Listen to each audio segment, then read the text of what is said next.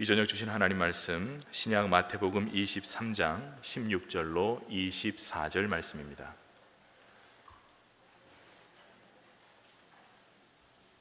신약 성경 마태복음 23장 16절로 24절 말씀입니다.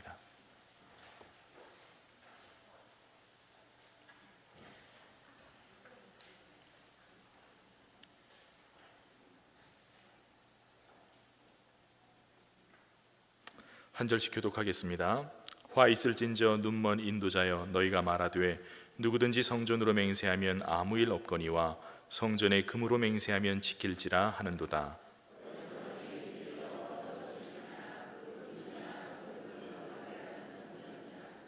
너희가 또 이르되 누구든지 제단으로 맹세하면 아무 일 없거니와 그 위에 있는 예물로 맹세하면 지킬지라 하는도다.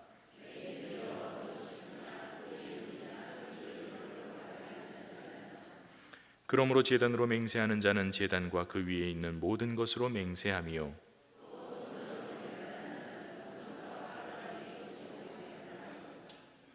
또 하늘로 맹세하는 자는 하나님의 보좌와 그 위에 앉으신 이로 맹세함이니라.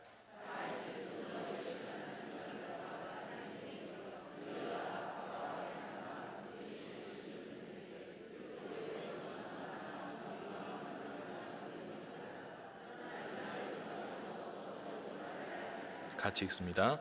맹인된 인도자여 하루살이는 걸러내고 낙타는 삼키는도다. 아멘. 우리가 살다 보면 하나를 선택하면 꼭 다른 것을 놓아야 하는 그런 경우들이 종종 있습니다.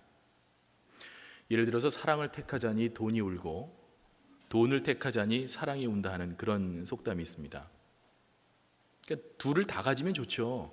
돈도 가질 수 있고 사랑도 가질 수 있으면 얼마나 좋겠습니까? 그런데 꼭 세상이 우리에게 어느 것 중에 하나를 선택하도록 강요할 때가 있어요. 그래서 양자택일의 그 순간에 갈림길에 놓이는 겁니다. 결국 그 중에서 무엇 하나를 골라야만 되는 거죠. 사랑과 돈 사이에서 골라야 할 때도 있고요.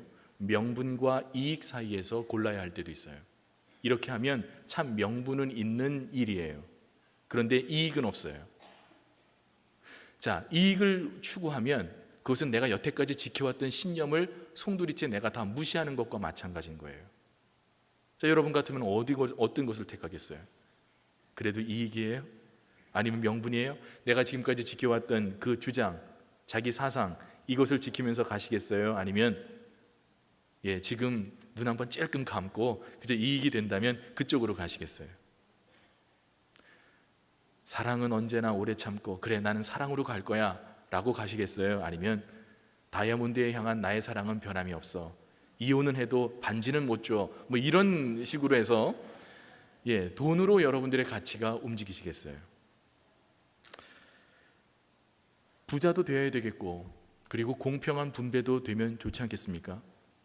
여러분 지금 G20 회의가 오늘까지 이제 진행이 되죠. 많은 분들이 불편을 감수하면서 또 그것을 환영하고 잘 대회가 진행되기를 바라고 있습니다만은 또 한쪽에서는 세계화를 반대하는 그 G20 대회를 반대하는 그런 모임들도 계속해서 생기고 있죠. 우리가 여기서 꼭 긴장감 있게 가져야 될 생각이 있어요. 선진화 혹은 세계화가 저와 여러분 모두에게 안락한 생활을 자연히 가져다 줄 것이다 라고 하는 그런 낭만적인 기대는 우리가 하지 않으셔야 돼요. 세계화가 우리에게 저절로 부를 가져다 주는 것이 아니에요. 정상회의에 그 20회의에 20등 안에 소위 들었다고 해서 우리나라가 저절로 잘 살게 되는 것은 아니라는 거예요. 그러나 그럼 세계화를 안 할 거예요? 세계화를 반대하는 사람들은 당장 차부터 안 탈 생각을 하셔야 돼요. 전기도 안 쓸 각오를 해야 되고 자기 손으로 농사 짓고 그 거둔 것만 자기가 먹을 생각을 해야 돼요. 그거 아니면 세계화 겁없이 반대하면 안 돼요. 반대해서 어떻게 하자고요? 그래서 우리는 우리끼리 잘 살자고요? 그렇게 해서 북한이 잘 살아요? 우리 뜻대로 우리 방식대로, 그게 북한 방법 아니에요. 그래서 북한이 잘 사냐고요? 그건 아니에요. 식량 자급, 미국은요 무역 안 해도 자기네들이 먹고는 살아요. 그 땅에서 나는 소하고 그 땅에서 나는 밀만 먹고 그 나라 사람들은 먹고 살아요. 근데 우리는 안 돼요. 쌀이 자급되는 줄 알았어요? 쌀 소비가 많아져서, 쌀 생산량이 늘어나서 쌀이 자급되는 것이 아니라, 여러분 아시죠? 쌀을 적게 잡숴요. 여러분들이 지금 적게 잡숫기 때문에 쌀이 남는 거지, 여러분 옛날처럼 그저 하루 세 끼 밥만 그저 한 그릇씩 수북히 잡숴 버릇 해보세요. 그래도 쌀이 남나? 어떻게 하면 요새는 뭐 덜 먹을까, 뭐 웰빙이다, 우리가 지금 골라 먹는 게 몇 년이 됐어요. 몇 년이나. 그전에 그저 뭐 세 끼 밥 아니면 뭐 안 되는 줄 알고 살았잖아요. 쌀 소비가 줄어서 제법 많은 것처럼 느껴질 뿐이에요. 고기 안 먹고 밀가루 안 먹고 밥만 잡숴 보세요. 지금 농지가 얼마나 줄었는데, 예전에 비해서. 쌀이 자급자족이 될 것 같아요? 우리가 무역 안 하고 먹고나 살 수 있을 것 같아요? 다른 건 다 고사하고 먹고도 못 살아요. 물론 무역이 만사를 형통하게 하는 여의주는 아니에요. 도깨비 방망이도 아니고요. 그러나 세계화를 우리가 반대할 때는 그만한 각오와 불편을 감수해야 된다는 거예요. 그리고도 반대하고 싶으면 해요. 그러나 누리고 싶은 것은 다 누리고, 그리고 하고 싶은 것은 하고, 그러면서도 좋은 것만 갖겠다고 하면 그거는 안 되는 거예요. 뭔가 우리가 원하는 것이 있으면 그것에 따른 불편함을 감수해야지요. 저는 세계화가 우리에게 모든 삶을 보장해주는 여의주가 아니라고 말씀을 드렸어요. 도깨비 방망이도 결코 아니에요. 세계화도 세계화에 따른 부작용이 반드시 있습니다. 부가 편중된다는 문제가 있어요. 잘 사는 나라는요, 더 잘 살게 되고요, 가난한 나라는 더 어려워지는 그런 불평등이 있어요. 그 불평등이 좀처럼 나아지지는 않아요. 옛날에는요, 이데올로기라는 것이 있었습니다. 과거 저희 나라에 6.25가 터졌을 때 참전했던 그 많은 나라들이 자국의 이익을 보고 참여한 게 아니에요. 우리나라가 어디 기름나요? 유전이 있어요? 우리나라에 참전하면 그들이 가져갈 게 있어요? 그러나 그런 맹목적으로 우리의 전쟁에 그들이 피를 흘리며 싸울 수 있었던 이유는 뭐냐면 이데올로기 때문이었어요. 자유민주주의의 수호라고 하는 아주 그 당시에 절대절명의 명분 때문에 많은 나라들이, 또 많은 외국 사람들이 이 땅에 와서 피를 흘리고 죽어갔어요. 근데 여러분, 세월이 지나서 이제 60년이 지나서 우리는 다른 나라에 파병을 할 때는 그 파병의 결과가 우리나라에 이익이 있을 것이냐 없을 것이냐, 요걸 가지고 판단을 해요. 그것이 명분이 있는 일이냐 없느냐라는 것은 그것은 그 다음 문제고요. 그 파병의 결과로 과연 우리가 얻을 것이 있느냐 없느냐를 따져요. 없으면 안 보내고 있으면 가는 거예요. 이익이라고 하는 것에 모든 결정이 달려 있어요. 여러분, 지금 다국적 기업이 세계를 움직입니다. 미국이 움직이는 줄 아세요? 아니에요. 죄송하지만 미국에 있는 거대 기업들이, 또 유럽에 있는, 또 우리 아시아에 있는 거대 기업들이 미국의 정부를 움직이고 있어요. 유엔을 움직이고 EU를 움직이고 있어요. 막대한 로비 자금을 쓰고 저들의 선거 자금을 가진 위원들이, 국회의원들이 국회에 있고 대통령들이 다스리고 있어요. 그 회사들이 애국심에 호소할 줄 아십니까? 아닙니다. 이제 더 이상 애국심에 호소를 못해요. 여러분, 우리 60년, 70년대에 많은 세계에 나가서 공부했던 과학자들을 우리나라가 불러들였어요. 너희들이 외국에 나가서 유학하고 있는 그 머리들, 좋은 머리들을 한국에 와서 써라. 대학에 와서 가르치고 연구소에서 연구하고 발전시켜라. 많은 과학자들이 자기 보수를 줄여가면서, 어떤 경우에는 10분의 1밖에 안 받으면서 한국에 들어와서, 그래도 자기 나라라고 하는, 모국이라고 하는 이유 때문에 그들이 헌신을 해서 지금 이렇게 발전했어요.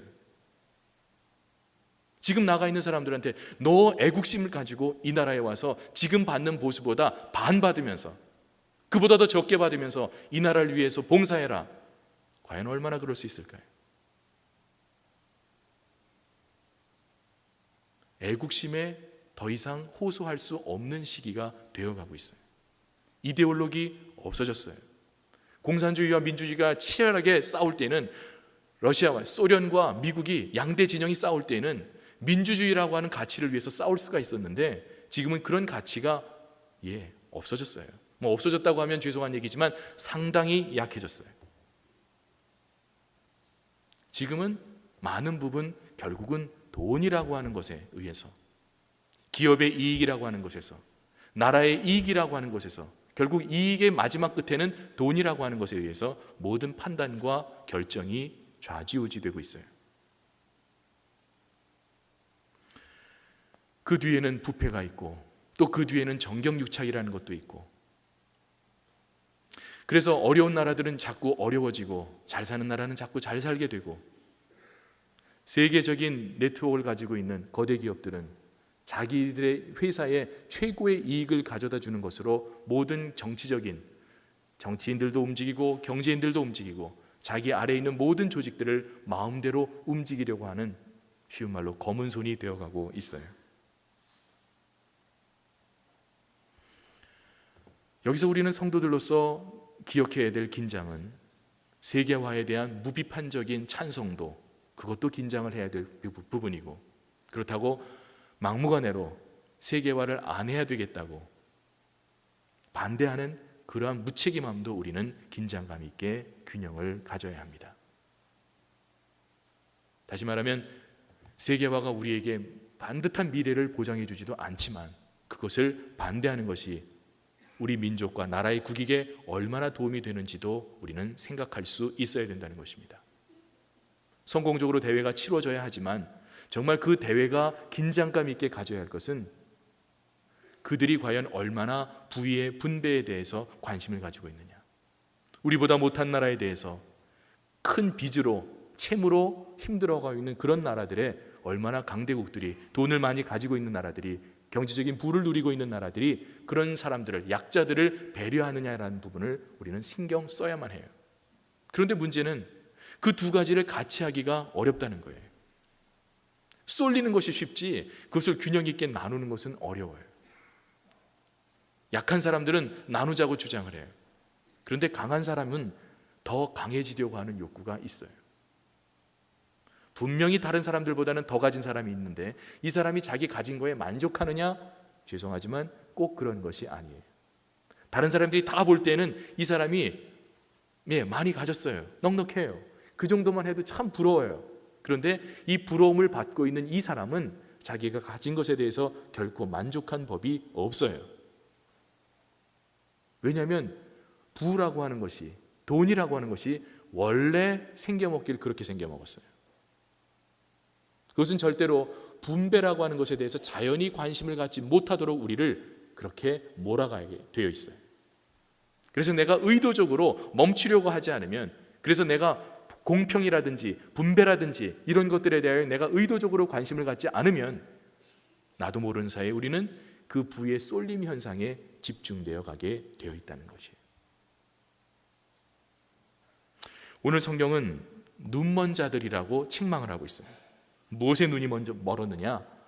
바로 성전의 가치를 혼동하고 있는 그런 사람들, 그게 바로 눈 멀었다고 오늘 성경이 야단치는 거예요.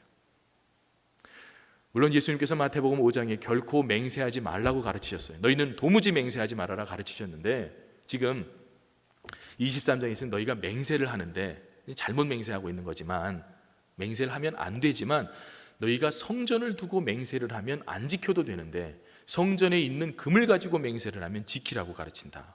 너희들이 그래서 눈먼 사람들이다 라고 야단치는 겁니다. 여러분, 이 강대상의 능력이 있습니까? 아니면은 강대상에서 선포되는 하나님의 말씀의 능력이 있습니까? 그러면 강대상의 폭이 이만큼 되든지 요만큼 좁든지 그게 본질적인 문제일까요? 아닐까요? 그건 아니에요. 어쩌면 제가 여기 강대상 없이 마이크 하나를 들고 있다 해도, 어쩌면 제가 저 아래 가서 설교를 한다고 하더라도 제가 전하는 위치와 혹은 전하는 그 강대상의 위치와 그 크기와 상관없이 제 입에서 하나님의 말씀이 선포된다면 그것은 그 말씀 자체로 능력이 되어 여러분들 앞에 나타날 거예요. 반대로 강단이 아무리 화려해도 이곳에서 선포되는 말씀이 사람의 말밖에 되지 않는다면, 세상의 소리만 된다면, 그래서 사랑이 없고 진정성이 없는 그런 이야기가 선포된다면, 고린도전서 13장에 있는 말처럼 소리나는 구리와 울리는 꽹과리의 소리밖에는 되지를 못해요. 여러분 본당에 앰프공사 새로 해서 잘 들리시죠? 소리가 옛날보다 좀 나아요? 어떠세요? 저희는 맨날 앉는 자리가 저기라서 잘 모르겠어요. 얼마나 나아졌는지. 오늘 목사님들 많이 없다고 여러분 목사님들이 다 어디 갔나 그러지 마세요. 지금 저 남성 제자반 때문에 기도원 애들 올라가 계셔요. 그래서 뭐 다는 아닌데 하여튼 기도원에 많은 분들이 지금 올라가셔서 지금 남성 제자반 1박 2일 저 마지막 그 수련회를 하고 있습니다. 영성 수련회를 하고 있어요. 그래서 지금 제가 이렇게 봐도 계셨어야 될 남자분들이 지금 상당히 저쪽에 올라가 계세요. 기도원에서 은혜 많이 받으시라고 이따가도 기도 한번 해주시기 바랍니다. 자, 이게요 제법 감 나가는 장비입니다. 여기 있는 것도 그렇고요. 그러면 여쭤보겠습니다. 시스템이 좋아야 됩니까? 말씀이 좋아야 됩니까? 뭐 둘 다 좋아야 되죠. 둘 다 좋아야 돼요. 만약에 이거 다 끄고 만약에 방송실에 있는 기사님이 열 받아가지고 설교가 좋아야 돼. 아니 장비도 좋아야 되는데 왜 설교만 좋아야 돼? 그래서 기분 나빠갖고 전원을 꺼버렸어요. 그러면 저는 여기서 이제 핏대 팍팍 세워가면서 이제 얘기를 해야 되니까 장비도 좋아야 되지만 그러나 이 좋아진 장비를 더욱 좋게 느끼게 만드는 것은 바로 설교예요. 전하는 말씀이 하나님 말씀이 되고 이곳에서 살아있는 생명력이 나타날 때에 그때에 하나님의 역사하심이 더 우리 가운데 체감이 되는 거예요.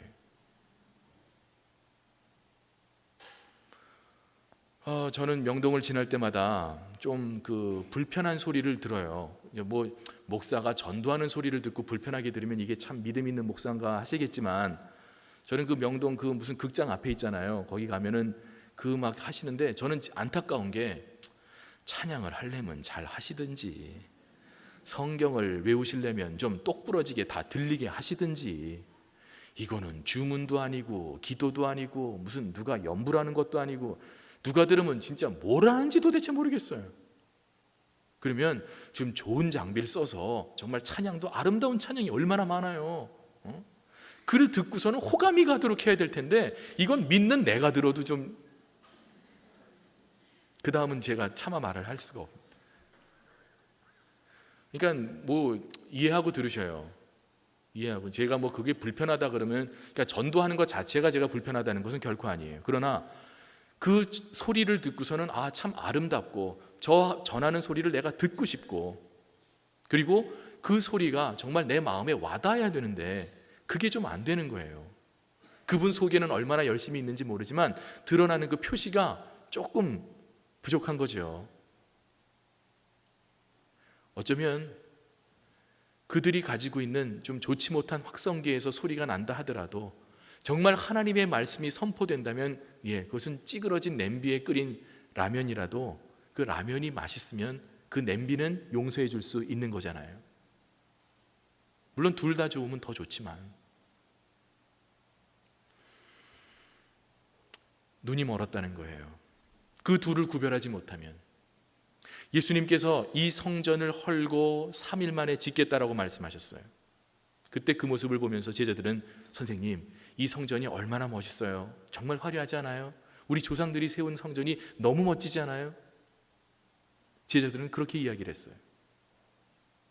예수님하고 제자들하고의 그 핀트가 안 맞은 거죠. 초점이 다른 거예요. 제자들이 보는 것은 건물이에요. 외형이에요. 예수님께서는 성전 되신 자기 자신을 말씀하신 거였어요.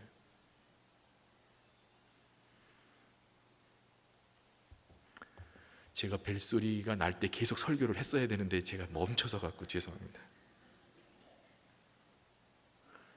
앰프가 바뀌는 것도 중요하지만 앰프가 바뀐 것을 더 의미 있게 만드는 것은 설교가 진정 하나님의 말씀이 될 때에, 그래서 하나님의 능력이 나타날 때에, 그래서 그 설교자의 열정이 있고 믿음이 있고 확신이 있고 그 속에 담긴 복음이 선포될 때에 그때 하나님의 능력과 복음이 힘있게 증거가 되는 것입니다. 둘이 다 같이 의미가 있는 거예요. 만약 어떤 분이 이 성전 안에 화려함만 가지고 그것 가지고 자랑한다면, 우리 교회가 65년 됐다라는 그걸 가지고 자랑하신다면 어쩌면 우리도 예수님 당시에 있었던 제자들과 같은 부끄러운 모습이 될 수도 있어요. 선생님, 우리 교회가 65년이 됐어요.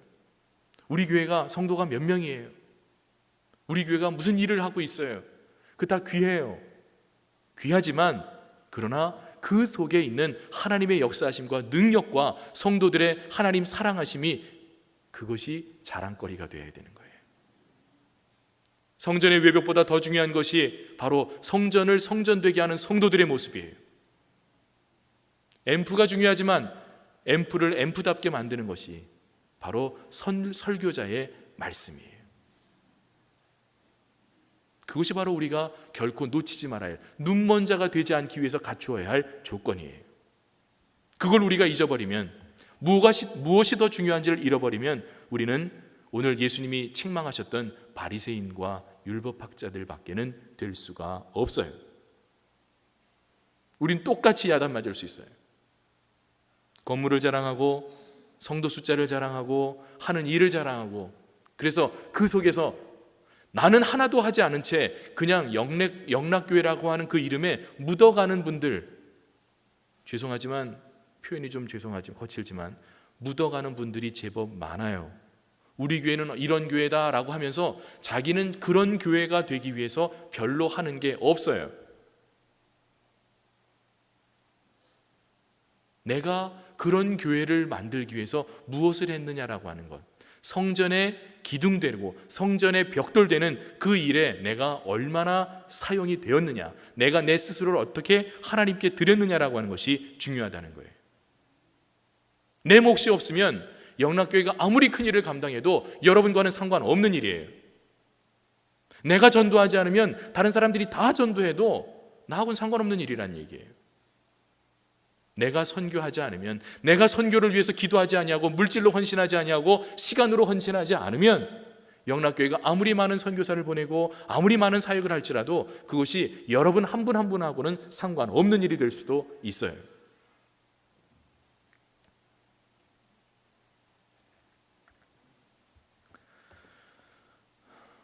부품 하나가 아니라 전체로 평가를 받는 것이에요.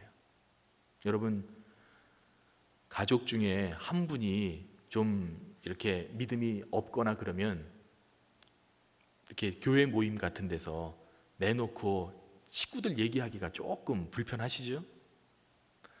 남편 얘기하고 자식들 얘기하고 막 그럴 때, 근데 우리 애는 지금 교회 잘 안 나오는데 하면 어디 가서 교회 얘기 막 신이 나서 하다가 가족들 얘기 나오면 또 기가 좀 한번 죽어요. 그때부터 목소리가 작아져요.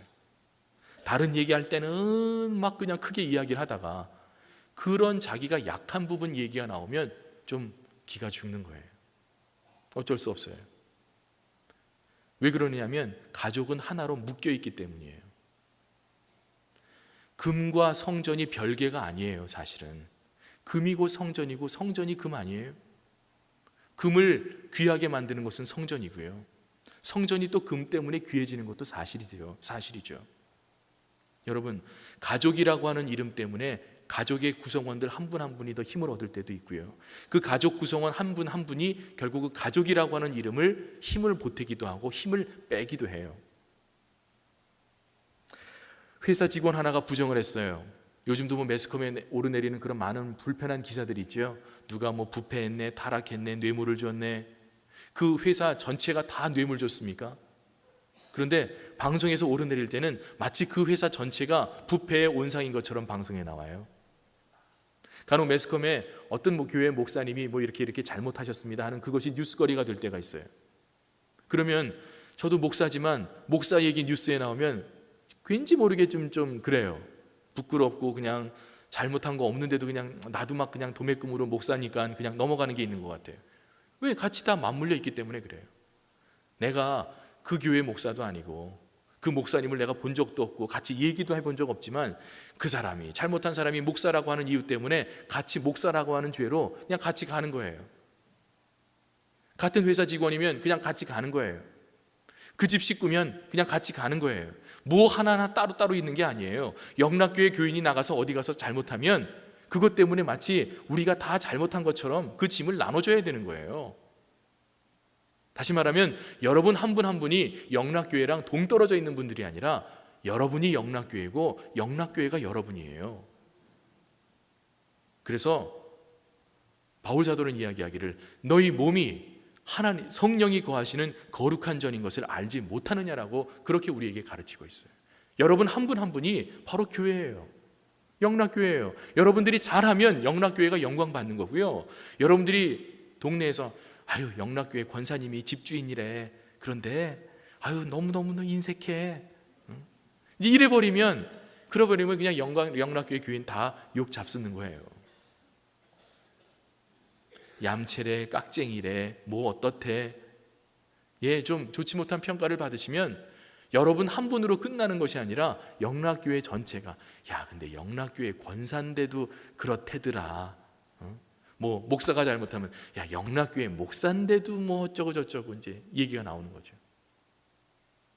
저는 영락교회 25명 계신 목사님 중에 한 분밖에는 안 되지만, 제가 나가서 사고 치면 영락교회 목사가 다 사고 친 것 같은 그런 여파를 일으킬 수밖에 없지요. 여러분도 마찬가지예요. 권사님들이 비록 많이 계시고 집사님들이 많이 계시지만, 그러나 여러분들이 나가서 잘못 사시면 그 잘못 산 것 때문에 영락교회가 욕을 먹어요.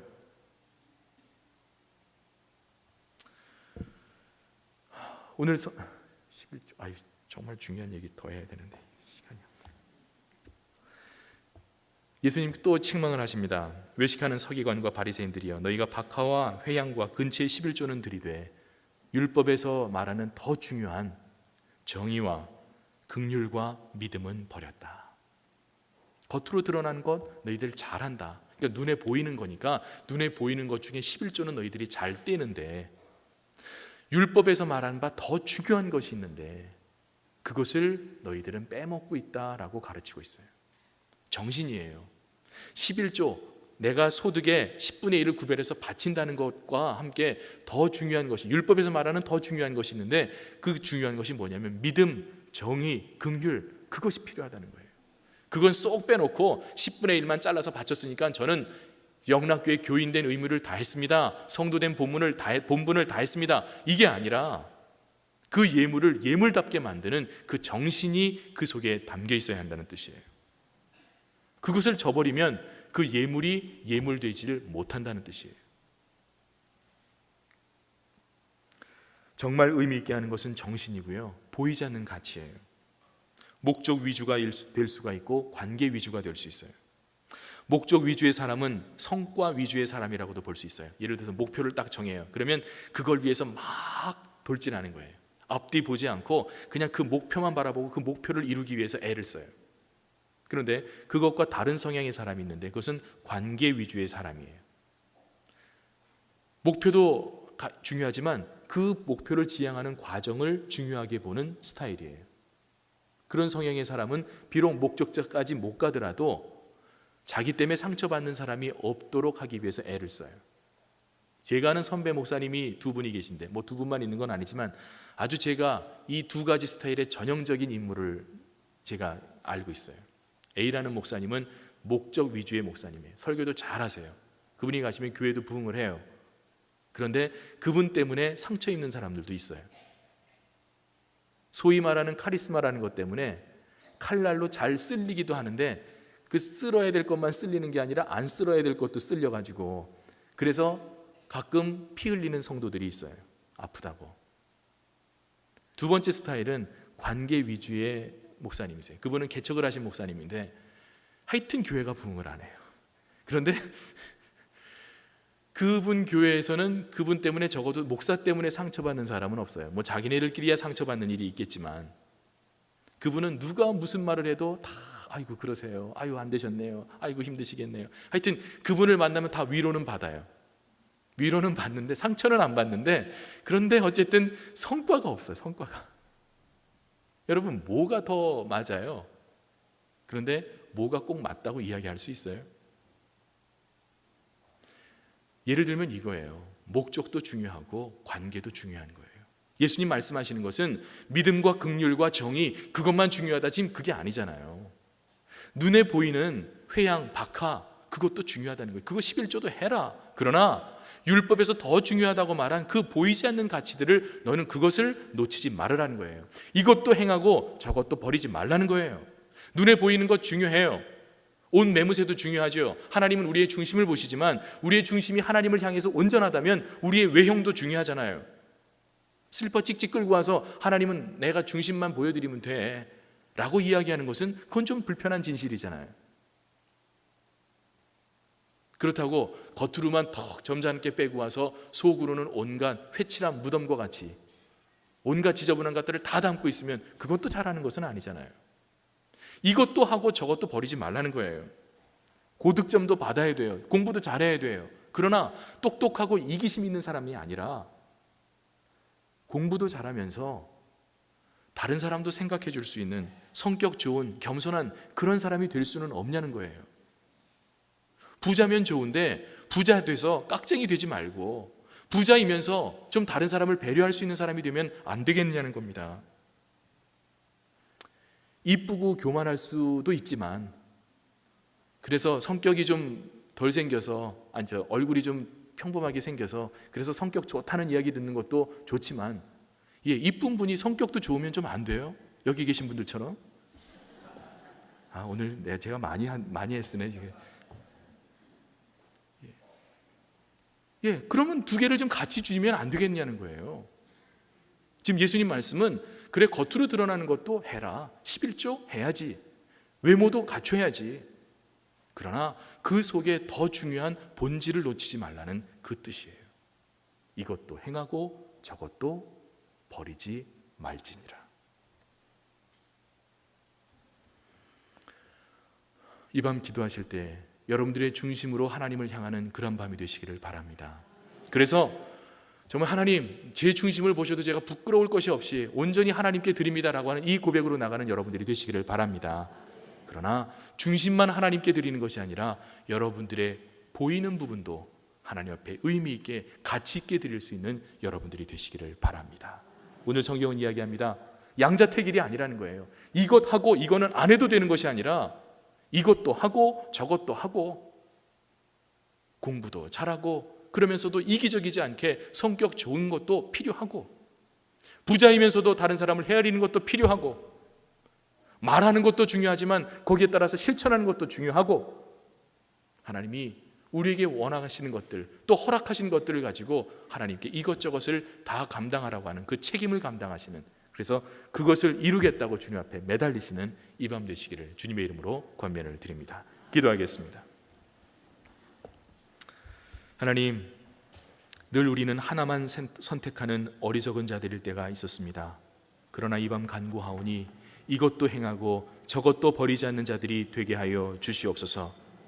하고 싶은 것만 골라 먹는 자들이 아니라 하기 싫은 것도 감당하게 하시고 내가 어떤 것을 선택했을 때는 그 선택한 것에 대한 책임도 감당할 줄 아는 그러한 믿음의 백성들이 되게 하여 주시옵소서. 중심으로도 하나님 드리지만 겉으로 드러나는 그 어떤 것에도 하나님 보시거나 받으시기에 부족한 것이 없는 믿음의 사람들로 세워 주시옵소서. 예수 그리스도의 이름으로 기도드리옵나이다. 아멘.